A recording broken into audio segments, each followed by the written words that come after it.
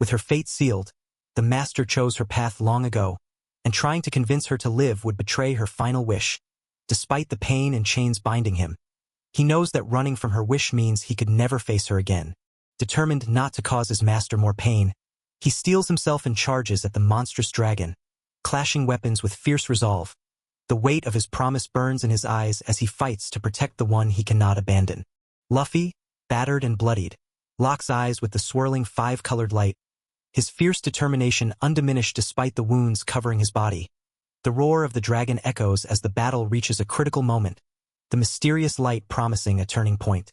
Luffy feels the overwhelming power of the great dragon surging through him, threatening to consume his body and spirit, despite the risk of being torn apart and resurrecting Tiamat. He knows there is no time to hesitate. The power flows uncontrollably, forcing him to act before it destroys him. With a fierce cry of determination, he launches himself into the fray, his speed and skill on full display. The dragon's powerful limbs tear through the forest as the battle intensifies. But he pushes forward, driven by a strength beyond mere technique. Despite Shino's impressive abilities, it's Nozomu's unique power that truly sets the tide of this clash. With a fierce challenge, the mentor taunts his disciple to face him, unleashing a powerful attack that shatters the ground beneath. The narration reveals that after becoming a dragon slayer, the disciple's power has significantly increased, shaking even the mentor. Despite the blow, the disciple endures, showing both strength and resilience. Tensions flare as a fierce exchange of insults erupts between the fighters, each defending their pride and challenging the other's understanding of strength and heart. The clash is not just physical but deeply personal, igniting a battle fueled by wounded egos and fierce determination. As swords clash, the fight escalates with raw emotion driving every strike. Nozomu unleashes his chi technique, seismic cannon, releasing compressed energy that forcefully blasts his opponent backward. The sheer power of the attack shakes the battlefield, demonstrating Nozomu's growing mastery and resolve. The heated exchange intensifies as both fighters trade fierce insults, each refusing to back down. With a powerful clash of swords, the battle erupts once more, their pride and determination fueling every strike. The tension between them is palpable, pushing their skills to the limit. With a fierce cry, both warriors unleash their chi technique. Shockwave strike, releasing a devastating shockwave that ripples through the battlefield, aiming to shatter their opponent's body with raw, explosive power.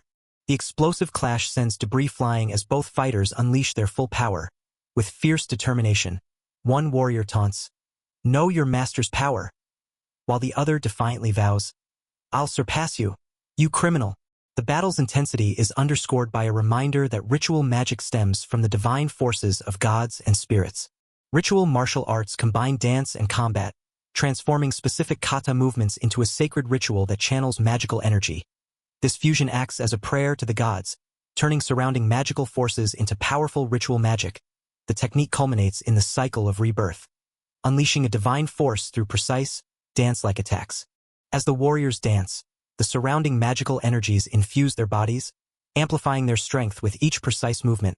Despite the natural resistance between chi techniques and magic, Nozomu has defied the odds, mastering Shino's special move in under 2 years of relentless training. His remarkable progress leaves his opponent in awe, acknowledging the true power this kid possesses. Through diligent study, Nozomu has developed a strong grasp of chi control, which, combined with his calm mind and flawless movements, grants him powerful magic control. This rare mastery allows him to perform advanced techniques that few can match. Nozomu's precise strike lands with a powerful stab, forcing his opponent to stagger back in shock. The intensity of the battle escalates as the master falls, leaving the young warrior to face the consequences of his relentless pursuit of power. The forest around them bears witness to the clash of extraordinary forces. Nozomu unleashes the Phantom Blade, Flash, a technique that fires the ultimate chi blade at incredible speed, forcing his opponent to desperately block the attack. The clash of their blades sends a dazzling burst of energy across the battlefield. Nozomu's master, wounded and weary, imparts a heartfelt message about the importance of moving forward no matter the circumstances. Despite his own failings, he urges Nozomu to remember that running or standing still is okay, but never losing sight of progress is crucial. With a final, tender embrace, he asks Nozomu to let him be a guiding light, a lantern, for his path ahead. Nozomu, overwhelmed by exhaustion and emotion, holds his fallen master close as tears stream down their faces. The master, barely conscious, whispers that he will rest for a while, hinting at hope for a future reunion. The forest around them is calm, bathed in gentle light, underscoring the bittersweet moment of farewell and promise. Nozomu solemnly sheathes his sword, the shattered remnants of the past falling away as he stands before his master's grave, with a quiet, heartfelt, "Thank you very much, master." He steels himself, tears glistening in his determined eyes as he prepares to carry forward the legacy entrusted to him. Nozomu walks forward along a quiet forest path, his figure framed by the soft light of the setting sun. A tattered butterfly flutters nearby, its fragile wings glowing faintly, symbolizing the lingering presence of his master's spirit. With steady steps, Nozomu moves onward, carrying the weight of his promise and the hope of what lies ahead. Legato informs his master that the contract made by the previous master is nearing its end. He explains it was an agreement with a notable family from the southern country, and now it's time to retrieve the object they lent as support. The master acknowledges this and asks how they should proceed. The master, raising his glass, entrusts Legato with the task of retrieving the item, emphasizing the need to handle the matter efficiently and eliminate any obstacles. Despite concerns about the nation's unstable state and potential trouble for the emperor, the master insists their actions align with the emperor's will. Legato acknowledges the order, preparing to act immediately while plans are made to properly receive the arriving Jirunus family member. Despite his poor performance and injuries that led to a disastrous practical exam, he somehow managed to pass the tests by pushing through and writing furiously. His grades were far below the others, and he had to take the most supplementary exams in the school's history, barely avoiding failure. Since becoming a dragon slayer, he's gained incredible power, able to shatter rocks with ease, though only for a brief 2 minutes before his mind and body risk breaking down. He must stay focused to suppress Tiamat, but the question remains. How will he handle this overwhelming threat? Meanwhile, Lisa watches on, her expression tense and determined. Luffy struggles with the urge to run away again, gripping his shirt as doubt creeps in. Others whisper about his persistence despite multiple makeup exams, questioning if he understands his limits. The scene shifts to Salmonati Academy, where the continent's best gather, highlighting the pressure Luffy faces. Salmonati Academy's system ranks students to foster fierce competition, but this hierarchy breeds contempt from top students toward those below. Despite their talents, lower-ranked individuals become forgotten and isolated, while the rest of the student body ignores them, creating an environment thick with gloom and frustration. Nozomu stands alone at the very bottom of the Academy's harsh ranking system, isolated and overshadowed by the indifferent gazes of his peers. Despite the cold contempt surrounding him, his determined eyes reveal a quiet resolve burning within. As the classroom settles, a cheerful new teacher, Enrivar, introduces herself to the students, expressing her excitement to guide rank 10 this year. Meanwhile, the students quietly return to their seats, and attendance begins under the watchful eye of another instructor. Enrivar acknowledges that everyone in the classroom is rank 10, the lowest in the school, but reassures the students that they are all extremely capable. She shares that she once was in their position and encourages them to focus on knowing themselves and continuing to try, rather than worrying about their rank.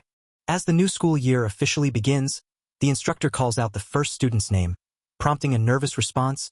Meanwhile, a confident student leans back, sharing gossip about a classmate's injury during the exam, while quietly noting that Enri-sensei is an alumna of the academy. Luffy braces himself, knowing the challenges ahead as third-year practical lessons focus on intense group battles and integrated combat techniques. He worries about being left alone again, hesitant to ask others to join him despite the clear benefits of gaining experience through teamwork. Meanwhile, a fierce battle with a monstrous creature unfolds, showing the high stakes of these training exercises. Mars stands tall and confident beside Luffy, who looks up at him with a mix of surprise and uncertainty. Around them, whispers ripple through the crowd, questioning Mars's bold decision to invite Luffy to join their team. Despite the murmurs and doubts, Mars remains resolute, breaking the silence with a clear invitation that catches everyone off guard. Luffy quietly accepts the invitation, his expression still guarded but resolute. The others respond with enthusiasm, readying themselves for what's next. As the group prepares to engage, a cheerful voice calls out, signaling the start of their challenge. The challenge erupts into action as the team dashes forward, weapons drawn with fierce intent. Luffy and Mars collide in a swift, intense clash of swords, their movements sharp and relentless. The air crackles with energy as the battle ignites in full force. Luffy is caught off guard as a powerful opponent lunges forward with a fierce strike, forcing him to react quickly. The clash intensifies, and the momentum of the fight shifts with a sudden, explosive burst of energy. Meanwhile, Another fighter prepares to unleash a wind-based attack, signaling a new threat in the battle. Luffy realizes their enemies are targeting them one by one, forcing him to stay alert. As the attackers close in, a fierce strike is launched, clashing violently with Luffy's defense. The battle's intensity surges as Luffy braces himself against the onslaught. A sudden fireball explodes with a deafening boom, forcing the fighters to dodge the blast. One warrior narrowly avoids the fiery attack. Eyes widening in shock, Luffy, caught off guard, quickly realizes the fireball's origin as the battle intensifies. Two fighters debate the value of their tied-up comrade, dismissing him as nothing more than bait. Suddenly, one launches a fierce attack, breaking the tension as the battle resumes with renewed intensity. Luffy is forced to fight defensively against long swords and daggers. While his allies attack from behind, the archer covers for the spellcaster as they chant. Leaving Luffy no time to look away, determined, he prepares to respond to the relentless assault. Luffy unleashes a powerful slash, forcing his enemies to recoil in pain. He quickly shifts his stance, eyes locked on the archer who shouts a fierce insult while preparing to fire. The tension spikes as the battle intensifies with every move. Luffy swiftly deflects the archer's arrow with his sword, the clash startling his opponents. Seizing the moment, he dashes forward and tackles the archer to the ground, disrupting their attack completely. The enemies watch in shock as Luffy takes control of the fight.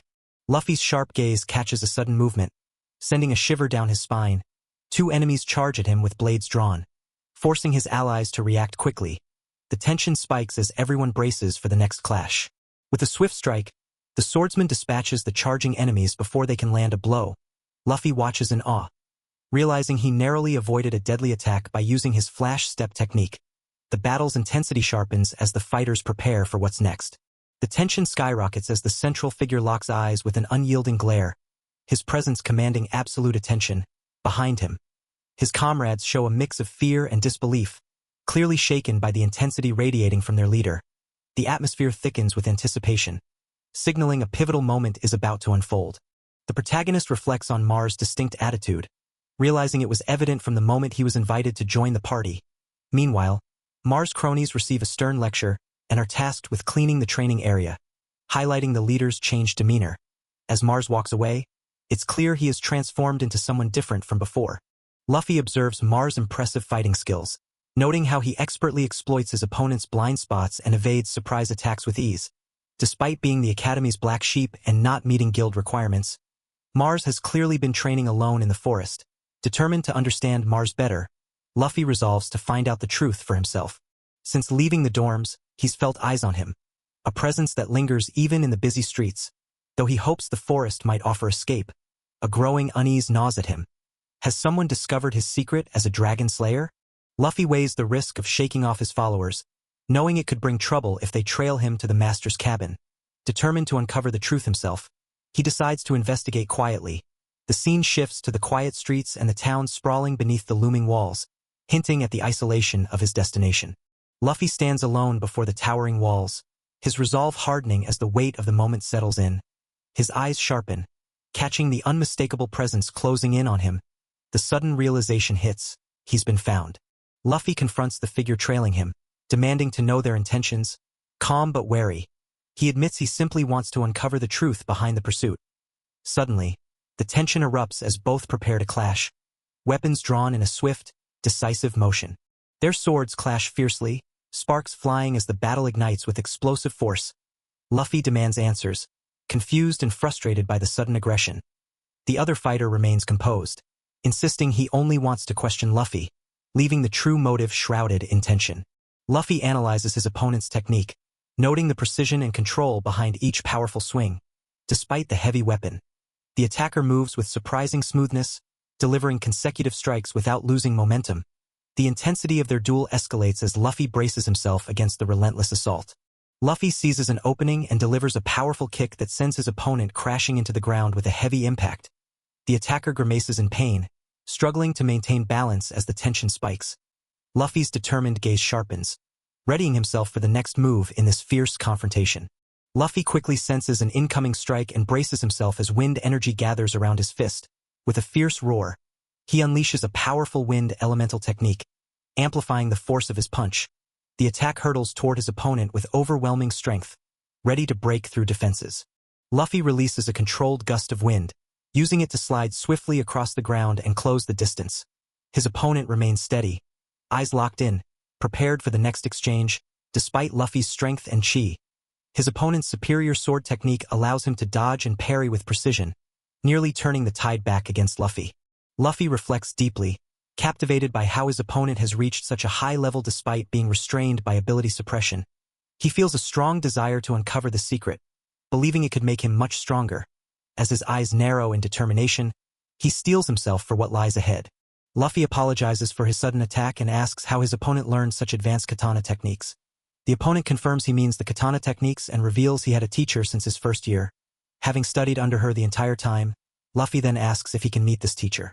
Luffy learns that his opponent's teacher has passed away, but he trained rigorously under her guidance through mock battles, forest training, and practicing precise sword techniques.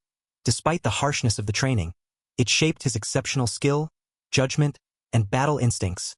Luffy reflects on how these teachings explain his opponent's remarkable swordsmanship. By repeatedly ingraining these painful experiences into his mind and body day after day, he developed sharp judgment and an instinct to sense danger. Whether he liked it or not, through relentless mock battles, he learned to make split-second decisions without ever lowering his guard.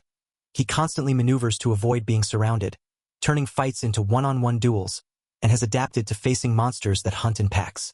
As tension rises, one character nervously struggles to explain himself, but is abruptly interrupted by a loud shout from a determined girl. She confronts them fiercely, demanding to know why they're here and accusing them of bringing someone to such a desolate place. The girl confronts the group with fierce determination, explaining she followed them after noticing their suspicious behavior. She accuses them of causing chaos and trouble, listing the consequences they've brought upon her and others, from being banned at her favorite store to being treated like a boss by neighborhood kids. The boy listens quietly, overwhelmed as she vents, while his sister apologizes for his brother's behavior. Trying to ease the tension, Aina Dickens introduces herself as the younger sister of her stupid, dead brother, Mars. While his classmate Nozomu Bounties nervously greets them, Aina insists on making amends by inviting them to dinner at their inn, which has a pub, and after some hesitation, Nozomu agrees to let them treat him. The scene shifts to the exterior of the welcoming Bull's Head Inn, setting the stage for their evening together. Back at the inn, Aina is greeted warmly by Hannah, who scolds her brother Mars for causing trouble again. Aina introduces Nozomu as the person Mars bothered and apologizes, offering to treat him to dinner as a way to make amends. As Nozomu settles in, Mars tries to escape but is quickly grabbed and dragged away, protesting loudly. Nozomu is served the Bull's Head Inn specialty, burrow rabbit steak with a salad bowl. Aina explains it's a free apology for the trouble caused by her brother, encouraging Nozomu to enjoy the meal without hesitation, as he marvels at the generous dish. A brief note explains that burrow rabbits live in nearby forests and meadows and are commonly caught and sold as food. Nozomu, feeling completely satisfied after the meal, praises the delicious food and expresses his gratitude. Aina asks him to help out in the kitchen as more customers are expected soon. Then, shifting to a more serious tone, Aina asks Nozomu if he has a moment to talk about Mars and herself, curious about his thoughts on them. Nozomu reflects on his complicated feelings toward Mars, acknowledging that Mars never thought well of him and influenced Aina significantly. Despite Mars' recent strange behavior, Nozomu senses a change in his attitude and feels relieved that Mars still desires friendship. Aina notices Nozomu's surprise and reassures him that Mars didn't seem to want him to stay away. Aina explains to Nozomu that although Mars has treated him poorly and never apologized, deep down he wants to be friends. She reflects on how Mars has never brought his rough companions to the shop, suggesting some awareness of his wrongdoings. Nozomu wonders if Mars truly understands the impact of his actions, while Aina questions how long Mars will continue down this path. Nozomu is confronted about his recent strange behavior, with Aina suggesting it's because of Mars. When accused of losing to Mars, Nozomu reacts defensively, insisting that his curiosity about Mars' strength isn't about defeat or frustration. Aina reminds him of their long relationship, implying there's more to Nozomu's feelings than just rivalry. Nozomu wrestles with doubt, convinced Mars only sees him as a no-good delinquent and questioning if he can even confront him now. A flashback reveals a stern father's harsh words, reminding Nozomu of his tendency to brood after setbacks despite his potential, and how little he's changed over the years. After losing his mother and being abandoned by his father, Mars' past continues to weigh heavily on him, yet he only ever truly opens up to a select few, despite feeling a sense of obligation. Mars brings a peer to the shop, hinting that this troubled young man might finally be starting to form a genuine friendship. Mars walks alongside the young man through the quiet, cobblestone streets, breaking a long-standing pattern. The younger boy, eyes wide with emotion, quietly apologizes for everything up to this point. This moment marks a rare step toward connection. Mars has never brought anyone to the shop before. Mars reflects on how this side of him, one that avoids dragging his family into his struggles, is something unseen during their academy days. Though his past actions still weigh heavily, the fact that he doesn't pry into the younger boy's secrets shows a rare empathy and restraint. Calmly, Mars reassures him that the apology is accepted, signaling a fragile but genuine understanding beginning to form. Mars quickly dismisses the apology with a smile, insisting he's already forgotten it. The younger boy, caught off guard, laughs nervously, admitting the memory will probably stick with him and make him laugh in the future. Their playful exchange breaks the tension, hinting at a budding camaraderie between them. Nozomu beams with joy, thrilled that she and Mars have become friends. Mars, however, remains stoic, quietly eating his meal, while others react to this surprising development with a mix of amusement and disbelief. Since Luffy started talking to Mars more, the atmosphere in the class has shifted noticeably. The usual bullies now keep their distance, and even Mars's followers no longer trail him around. Meanwhile, Enri, who is also worried about Mars, surprisingly defends him, while Enri seems unusually excited as their time together naturally increases during practical lessons. Enri gently challenges Mars, pointing out how his attitude toward Nozomu has clearly changed since his second year ended, suggesting he must have reflected and reconciled with his past actions. Mars, surprised and conflicted, listens intently as she insists there's no way someone like Nozomu could be a bad kid. Meanwhile, another student quietly acknowledges Enri's sharp insight, just as someone calls out, asking if Norn is present. A student urgently asks if Norn is available to heal an injured classmate. Nozomu and Iristina lock eyes in a moment charged with recognition and surprise. Iristina greets Nozomu warmly, breaking the tension with a gentle smile. Nozomu nervously admits to having done something that might have upset Iristina, while others press him for details, surprised by the intensity of her reaction. He hesitates, worried about how close they really are and whether his actions could genuinely anger her. As he reflects on the moment he walked away from her, doubt and concern cloud his expression. Nozomu reflects on finally meeting Iristina again after a busy period, noting how he managed to panic her. Meanwhile, a student injured during magic training is carefully seated for treatment, with others explaining that the spell she was practicing exploded. Iristina assesses the injury, noting heavy bleeding but no bone damage, and decides to use healing magic and medicine as a precaution. Iristina gently advises to return if discomfort persists in a few days. While Nozomu and others exchange nervous glances, Mars suddenly tenses up with a fierce glare, causing a comedic outburst from a small chibi version of Iristina. Laughter breaks the tension as Mars is urged to calm down, and he brushes it off, insisting nothing is wrong. Mars struggles to understand why Iristina, despite being higher rank, is scared of Nozomu, whose intimidating presence frustrates him. Meanwhile, Iristina advises the injured student to rest and avoid magic training for a while. Nozomu is quietly surprised to realize he was personally escorted by Iristina, who thanks him for his help, though he modestly insists he was just in the right place at the right time. Iristina asks Nozomu if they can talk privately, suggesting the storage room since it's rarely visited. Nozomu hesitates but agrees, curious about what she wants to say. As they enter the quiet room filled with medicine jars, Iristina begins to apologize. Iristina begins by apologizing for her earlier rude question about Nozomu's circumstances during their lunch with Somiya. Nozomu quickly insists that he's the one who should apologize for jumping to conclusions and walking away. Then, Iristina turns to Tima, who shyly admits she also wants to apologize for how poorly she treated Nozomu, despite his kindness in saving her in the forest. Nozomu reassures them that Tima's cautiousness is understandable given the rumors about him, and he accepts her apology with a gentle smile. Yet, as he reflects quietly, memories of his past flood his mind, reminding him of the painful truths he's been avoiding. The weight of those recollections begins to settle heavily on him. Nozomu, troubled by his lingering memories, quietly excuses himself, prompting concern from Iristina. As he steps away, Tima urges him to return, but he insists it's nothing and heads back. Upon rejoining the group, Nozomu is asked to introduce his companions, presenting Mars Dickens and their teacher, Enri. Mars crosses his arms with a stern expression, commenting on Nozomu's rough disposition, which causes tension among the group. Irritated by the remark, Mars abruptly storms off, leaving the others watching him go. Meanwhile, the The conversation shifts as someone reminds Nozomu about Somiya's upcoming birthday party. Luffy recalls that Somiya did mention her birthday party and that she's inviting her classmates, and wants him to come too. He hesitates, worried about attending such a prestigious event, but is reassured that it's a close-knit gathering and that, as Somiya's friend, he's welcome.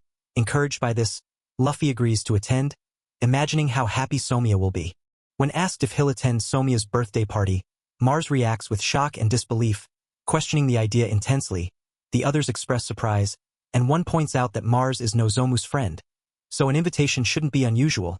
Mars admits he's never met Somiya or her sister and doesn't recall ever making friends with them, revealing his discomfort with high-class social events despite hearing rumors about him.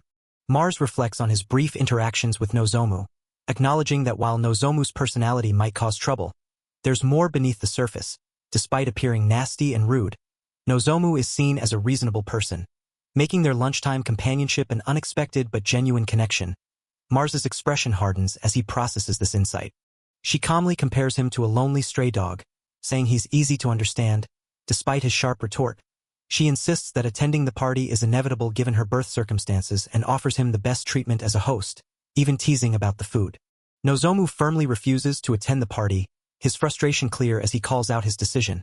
The group shifts focus to Tima, with one noting how harsh Nozomu was with her earlier. A tense discussion unfolds about strength and fear, revealing that possessing overwhelming power can actually breed fear rather than confidence.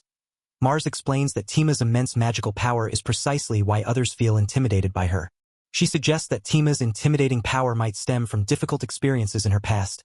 Nozomu reflects quietly, gripping his arm as he contemplates the weight of overwhelming strength. The scene shifts to a distant view of Tima, surrounded by a powerful aura that visibly unsettles those nearby. Luffy contemplates Soma's upcoming birthday party, wondering what gift would be fitting. He recalls Soma's distinctive bracelet, a cherished present from her beloved older sister that clearly brings her joy. Determined, he hopes he'll have enough time to find the perfect present. Luffy spots the perfect inspiration for Soma's gift and feels confident he can recreate something similar. He decides to repurpose an old belt, determined to craft a meaningful present. With focused resolve, he begins gathering materials and setting up his workspace. Several days later, the Grand Mansion stands imposing behind tall iron gates as the party approaches. A cautious warning is given to Big Bro not to do anything strange in such a vast place. Luffy and his companions prepare themselves, aware that the celebration is about to begin. Several days later, the Grand Mansion stands imposing behind tall iron gates as the party approaches. A cautious warning is given to Big Bro not to do anything strange in such a vast place. Luffy and his companions prepare themselves, aware that the celebration is about to begin. Aina reveals she's not attending the party because she's here to accompany Mars and apologize to someone he was rude to. After witnessing Mars lose control and lash out at Tima, Aina had unconsciously used her chi to try and overpower him. Concerned Mars wouldn't apologize properly alone, she insisted on coming along. Mars tries to defend himself, insisting he's not a coward for bringing his sister along to apologize, while Aina argues that Mars would only make things worse if he went alone. Their bickering draws attention, prompting a maid to politely ask them to stop causing a disturbance in front of the estate. Lady Iristina steps in to vouch for the group, insisting they are her friends and should be allowed through. She offers to guide them herself, urging the gatekeeper to return to her duties. The group prepares to enter, while others grumble about the delay. The gatekeeper quickly steps aside, embarrassed for not speaking up sooner, allowing the group to pass. Nozomi playfully asks Lady Iristina to introduce everyone properly. The introductions begin, with Aina Dickens nervously meeting Iristina and Tima Rhyme greeting Aina warmly. Tima confronts Meg, insisting he apologize for bothering her before, but Meg stubbornly refuses, claiming he already apologized first. Their heated exchange quickly escalates, drawing the attention of the others. Luffy steps in, trying to calm them down and prevent another fight from breaking out. Iristina bursts into loud laughter, surprising everyone around her. Aina admits she's never heard Iristina laugh so freely before, while Iristina apologizes for the sudden outburst and teasingly suggests that Aina and Meg must be very close. The group reacts with a mix of embarrassment and amusement at the unexpected moment. Meg nervously invites Aina to his little sister's party, but Aina hesitates, feeling out of place at such a grand mansion and worried about her casual appearance and lack of a gift. Somiya reassures her that the gathering is informal and what truly matters is the thought and presence, not the presence or attire. Meg insists that since he paid for the gift, it's fine for Aina to have chosen it. Even though he had to borrow money from Mars to cover the cost, Aina picked out sweets, making the present a joint effort between them. As Aina agrees to attend the party, Somya offers to guide her there, easing her nerves about the invitation. As the group arrives at the grand mansion, a steward politely asks them to leave their swords behind. They step inside through large doors. Their expressions a mix of curiosity and anticipation. One of them announces, "Here's the party area," revealing the space ahead. The group takes in the grandeur of the lavish party hall, their eyes wide with awe as one assures them the festivities will begin shortly. The room is filled with elegant decorations and an impressive spread of food and drinks, setting a festive and opulent atmosphere. The guests mingle gracefully in the grand hall, its towering windows and ornate fireplace casting an elegant glow over the gathering. Nearby, a lavish spread of food promises indulgence, while a group of young women admire the feast with excited anticipation. A radiant woman with long dark hair smiles warmly as she embraces a young girl in a joyful reunion. The girl leaps into her arms, their bond evident as they hold each other tightly, surrounded by curious onlookers and attentive maids. Nearby, a group of guests watch the touching scene with admiration and surprise. With a warm smile, she thanks everyone for celebrating her precious little sister's birthday and urges them to set aside their usual duties to enjoy the festivities. The guests, dressed elegantly, mingle and serve themselves from the lavish spread. Meanwhile, a young girl savors the delicious meat, marveling at its quality and quietly considering the cost if it were served at an inn. Aina enthusiastically shares that she created most of the new menu items for the Bull's Head Inn, impressing everyone with how delicious the food is. As the guests eagerly sample the dishes, they exchange compliments and full plates, clearly enjoying the feast. Meanwhile, a young girl named Nozomu arrives, greeted warmly with birthday wishes from the guests. Nozomu warmly thanks everyone for coming to her party, her smile bright with gratitude. Aina introduces herself as Mars Dickens, the younger sister of Somiliana, explaining they accepted Iristina's invitation. Meanwhile, Somiliana kindly invites Nozomu to call her by her first name, making Aina happy as they all exchange greetings. As the party continues, Aina checks in on Somiliana and another guest, asking if they're enjoying themselves despite the lively atmosphere. Somiliana admits it's a bit tiring on Tima but appreciates the rare chance to relax. Aina smiles warmly, noting how much fun Somiliana seems to be having. Aina notices something off and asks if something is wrong. Catching the young man off guard, he nervously denies it, but Aina presses gently, guessing the gift he's holding is meant for Somya's birthday. Embarrassed but honest, he admits it is, and Aina kindly suggests he give it to Somya later, as she's been looking forward to it. As they watch the lively party unfold, he suddenly realizes he never properly thanked her. Turning to her, he quietly expresses his gratitude for coming to the celebration. She responds with a gentle smile, acknowledging his thanks. Aina reflects on how Somya seems especially happy this year, attributing it to everyone's presence. She explains that Somya is very sensitive and can see through people's emotions, which makes her cautious of those with selfish intentions. Aina reveals that their mother died giving birth to Somya, and although she tried to become a mother figure to her, Somya likely misses her real mother and feels a bit sad as her birthday approaches. He reflects that this time feels different, knowing it's all because of meeting her. Aina shares that Somya often talks about him, describing him as strange but kind, despite Somya's sensitivity and the servants' reserved nature due to their long service. Aina hopes he can forget their status difference when speaking with Somya in the city. Luffy reflects on how he's been reconsidering his attitude toward Somya, acknowledging her kindness despite his initial doubts. Somya expresses gratitude, noting that unlike others who offer empty sympathy, Luffy's response felt genuine and thoughtful when she shared the painful story of their mother's death. She recognizes that he carefully considered his position rather than giving a superficial reply, showing he's not like the others at the academy. Luffy quietly admits that he's still at the academy because he's thinking of his childhood friend, Lisa. He insists the rumors about him are completely unfounded, though he admits this is just his intuition without any proof. Despite his words, a hint of vulnerability shows in his expression. Luffy admits he trusts his intuition, though he can't fully explain it. Somya teases him playfully, their shared smiles hinting at a growing closeness. Their lighthearted moment is abruptly interrupted by classmates exasperatedly demanding they stop, breaking the tension. As the birthday celebration for the Master Sister is underway, a visitor arrives late at night requesting to announce their arrival. The maid firmly explains that no arrivals can be announced during the party and asks the visitor to state their business, emphasizing the importance of discretion. The visitor insists on informing the master despite the late hour but ultimately refuses to discuss the matter with a third party, maintaining a mysterious and serious tone. The visitor, resigned, snaps their fingers and reveals a glowing magical circle. explaining that their actions are also under the master's orders. As the powerful spell activates, the maid steps back, acknowledging the inevitability of the situation despite her reluctance. The butler enters quietly, acknowledging the ongoing birthday preparations but hinting at an underlying tension. The group exchanges glances as he asks if Iristina was the mysterious figure seen in the party hall. The maid firmly denies it, deepening the mystery surrounding the visitor's true identity. A composed butler named Lugato formally introduces himself, apologizing for his unexpected intrusion. He acknowledges that the women present, Lady Iristina and Lady Somiliana, appear to be the estate's mistresses, despite his uninvited presence at the party. The room falls into a tense silence as everyone processes his sudden arrival. Lugato formally introduces himself as a servant of the Wajart house from the Desert Empire and states his purpose. To deliver a message from his master, Iristina asserts her authority as the estate's mistress and questions the reason for his unannounced intrusion.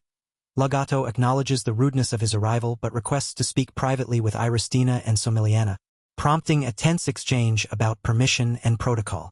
Lugato reveals the origins of a secretive country founded by 7 ostracized races, known for their formidable abilities and isolationist stance. He explains his mission: to retrieve the Soul Flame Furnace, a treasure entrusted to the Franzchild family. His goal is clear, setting the stage for the next chapter.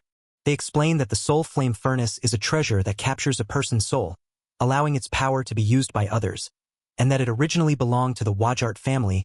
It is revealed that the furnace is currently fused to Lady Somiliana's soul, and the man declares he will retrieve it to fulfill the contract, causing alarm among the others. Suddenly, a powerful surge of magic erupts, forcing everyone to brace themselves. Luffy realizes the overwhelming energy and urgently warns that they need to escape the room immediately. The intense force cracks the floor beneath him as he struggles to withstand the onslaught. A sudden, powerful magic surge shakes the entire room, causing everyone to stagger and struggle to stay on their feet. Luffy, breathing heavily, tries to comprehend the overwhelming force and asks what just happened.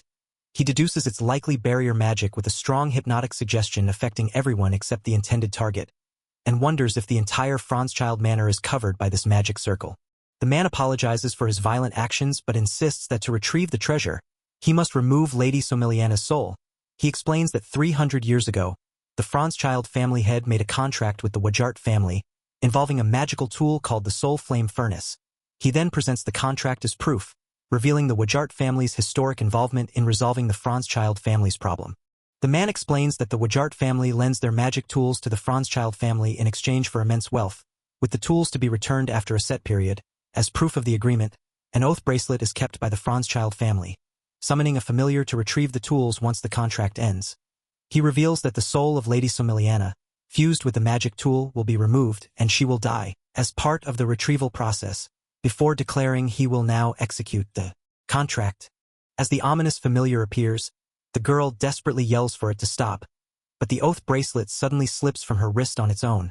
Confused and alarmed, she watches helplessly as the bracelet floats away, signaling the contract's deadly enforcement has begun. The man calmly introduces the ominous skeletal figure as the familiar responsible for enforcing the contract, assuring that it is the guardian and manager of the treasure. Despite the girl's terrified scream, he coldly promises she will experience neither pain nor suffering as the familiar approaches. The man casts a mid-level dark element spell, binding chains of darkness, summoning black chains that glow with a pale light to immobilize the girl. The ominous familiar wraps the chains tightly around her, restricting her movements as the man watches with a calm, intrigued expression. Nearby, another figure reacts with alarm, realizing the severity of the situation. The skeletal familiar lunges fiercely, its scythe slashing through the air as the girl narrowly dodges the deadly strike. She stumbles back from the impact, gasping in pain, while an ally urgently calls out her name, urging her to respond. In a desperate move, the ally reaches forward, channeling a powerful energy to aid her. The man summons the four-circle sealing array, a complex magic formation combining the 4 elemental circles to trap the girl within its glowing rings. As the array tightens, the girl struggles against the binding chains, her eyes wide with shock. The skeletal familiar watches silently, impressed by the power of the spells unfolding. The man admires the intricate 4-circle sealing array, explaining how each elemental circle harmonizes without repelling the others, creating an exceptionally powerful binding spell. He acknowledges that despite his long life, he has never witnessed anyone wield such advanced magic. Meanwhile, The ally praises Lady Iristina's earlier spell for its impressive strength and notes the challenge of maintaining effectiveness with instant activation. Yet the array still manages to temporarily restrain the familiar. The man warns that merely stopping the familiar won't solve the deeper problem. With a swift motion, he launches a powerful magical attack, striking one of the allies who cries out in pain. The injured ally quickly recovers, determined to retaliate despite the sudden blow. The man conjures and hurls multiple enchanted swords with deadly precision toward the ally. She swiftly dodges and narrowly avoids the barrage, her focus sharp despite the onslaught. Amid the chaos, a haunting voice echoes her fear and pain, revealing the emotional toll beneath the battle. The ally struggles with the fear that if her spell disappears, Somia, her best friend bound and vulnerable, will be killed. Flashbacks reveal her painful past, awakening to uncontrollable magic at a young age, which left her feeling helpless and isolated despite her extraordinary aptitude for the four elements. Even after enrolling in Eklos, her doubts about fitting in with others lingered. A new figure approaches with a warm smile, greeting the ally and easing her tension. Memories flood back, revealing how Iris and Somia were beacons of hope and light during her darkest, most isolated moments. Their presence was the guiding force that helped her endure and find strength amid her suffering. The older man acknowledges the ally's relentless fight, noting her considerable magic and strong willpower. He explains that the magic swords she created are controlled by a separate spell, which becomes exponentially harder to maintain as the number and power of active spells increase. The ally realizes that any movement will break her concentration and cause her spell to fail. The ally summons a powerful blast of magic, but Mars swiftly charges forward, breaking through the attack with a fierce punch. Shocked, she stammers his name, struggling to maintain her spell as the impact disrupts her concentration. Despite feeling unwanted, the young man resolves to draw the enemy's attention. Knowing his ability suppression limits his usefulness, he acknowledges that without a weapon, acting recklessly would only hinder the group. With determination, he urges the ally to focus on her spell while he takes on the old man's magic, rallying others to retrieve their swords. As the group strategizes, one member throws a weapon to Nozomu, urging him to head for the storage room. Amid the tension, they assess the old man's overwhelming power and acknowledge the need to deal with the dangerous familiar he summoned. They acknowledge the difficulty of closing in on the enemy and the slim chance of destroying the contract powering the summon. Despite this, the young man confidently insists they will still win. Assigning Mars to protect Tima as he prepares to confront the old man's formidable magic, he evaluates the enemy's strength, concluding that only he stands a chance against Legato, while Iristina and the others likely cannot win. Legato hesitates, wondering if they can win without unleashing his full power, fearing that revealing his true strength might cause others to see him as a monster and reject him. He contemplates the consequences of using his released power, torn between the need to protect his allies and the risk of alienation. Meanwhile, the group stands together, unaware of his inner turmoil as they prepare for the battle ahead. Legato's frustration and loneliness boil over as he screams in anguish, unleashing a powerful, destructive attack. The force of his magic sends shockwaves through the battlefield, forcing those around him to react swiftly to avoid the devastation. The tension escalates as the clash intensifies, with allies and enemies alike caught in the violent storm of his unleashed power. Legato unleashes a fierce, fiery strike, hurtling toward his opponent with unstoppable force. The woman braces herself, determination burning in her eyes as she declares, "It ends here." The clash crackles with raw energy, the battlefield trembling under the weight of their confrontation. As the explosion rocks the battlefield, a woman cries out desperately for Tima and Mars, her voice filled with fear. Nearby, two warriors lie injured and struggling to recover from the blast's impact. Amidst the chaos, a dark, cloaked figure advances, casting an ominous shadow over the scene. The girl, bound tightly in chains, stares wide-eyed as the grim reaper-like figure looms menacingly before her. Suddenly breaking free, a fierce warrior dashes forward, skillfully dodging and drawing her sword to confront the dark entity. The battle between light and shadow ignites as the warrior closes the distance with determined speed. The dark figure raises its scythe menacingly, poised to strike. Somia, bound and terrified, gasps helplessly as the fierce warrior rushes in, shouting her name with desperation and determination. The clash between them is imminent, charged with raw emotion and urgency. As the dark figure swings its scythe, the fierce warrior expertly parries with her sword, their weapons clashing with a sharp, resounding strike. A sharp-eyed observer reacts with surprise, witnessing the intense confrontation unfold. The battle's momentum surges as both combatants push forward with relentless force. The warrior's sword slices through the dark chains, shattering them into fragments. Observers watch in stunned silence. Their expressions a mix of awe and hope. The dark entity's ominous presence looms, but the warrior stands resolute, breaking the bonds that once held Somia captive.